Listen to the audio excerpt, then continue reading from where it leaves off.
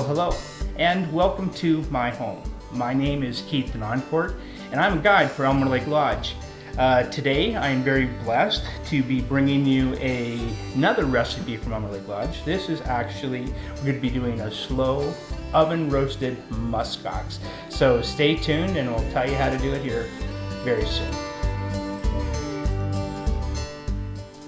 To get the muskox roast ready for the roaster, we're going to start off by doing a warm water rinse. We start off with a gentle rinse of the muskox. We're going to fill it with warm water, and then we will be adding just about 1 or 2 tablespoons of table salt, and let that sit in warm water for about an hour and a half. After about the hour and a half, make sure that you take the muskox roast and rinse the excess salt and excess water off it to make sure that you just bring the clean meat to the roaster.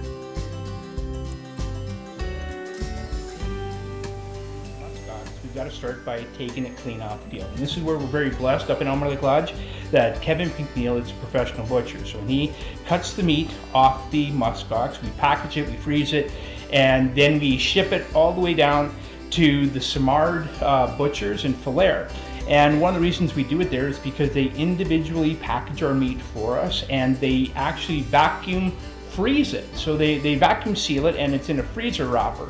And one of the best things about that is if you are storing your meat for a couple months in your freezer, you do not get the dehydration, you also don't get the freezer burn. So that's where we started with first. And then at that point in time, we're actually going to go to garden fresh vegetables again. And I cannot stress this enough. If I'm going to be taking organic meat off the tundra and going through all this work to bring it down into my home, I want to go organic. So we've got garden carrots, garden potatoes, homegrown garlic and onions and dill. And then we're going to be combining that with just baked seasoning. Like, we do not need to overwhelm the muskox. The muskox is very mild meat, and I like to stay within the basics, like the garlic as well, and salt and pepper. And I also top it off with Montreal steak spice. And so to start off with, we have to line the bottom of our roaster. And when I line the bottom of the roaster with onions, what I'm actually doing is keeping the meat kind of off the metal. And at that point in time, I'm going to be taking more onions, more potatoes, cutting them up really, really small, and however I like to have them, I'll cut them these into just a circular rounds, and cut the garlic up. I'll crush it in top and put it over top. So yeah, you'll see me cutting them up here real soon.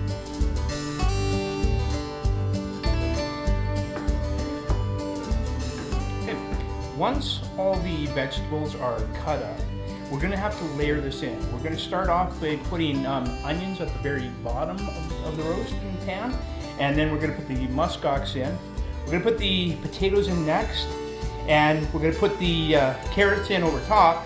And then one of the last things I like to do, nothing better than freshly squeezed garlic, and we'll put the crushed garlic right over top and add the seasoning over top.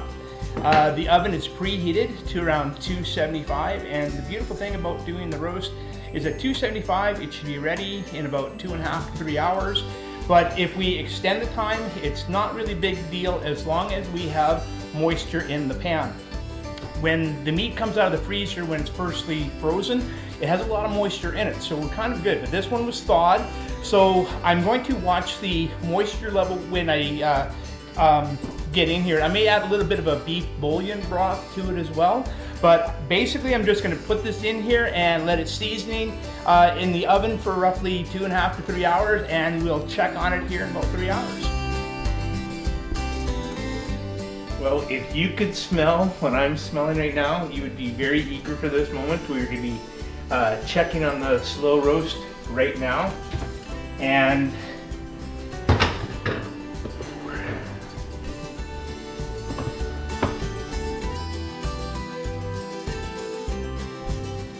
to determine when this roast is done, we're going to be using the thermometer, and it will tell you for roughly beef and muskox, it has to be around 75 degrees Celsius on the inside to be very well done, and that is around 170 degrees Fahrenheit. So yeah, we put our thermometer in, we'll grab our inside temperature of our meat, but I like using the old-fashioned method, and it determines on, it's determined on how big you cut your vegetables, but basically, if your carrots and potatoes are soft, the meat's normally done, so I think we're really going for supper this time.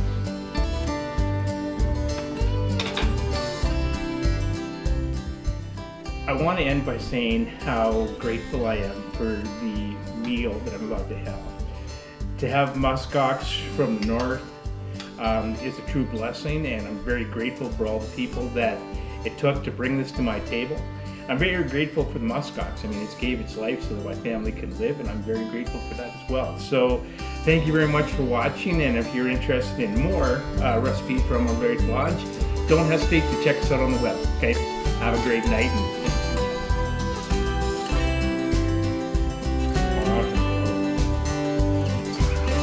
That's incredible. For more information about muskox hunting or lake trout fishing, do not hesitate to give Kevin or Patty McNeil a shout, or check us out on our website at www.alymerlakelodge.com.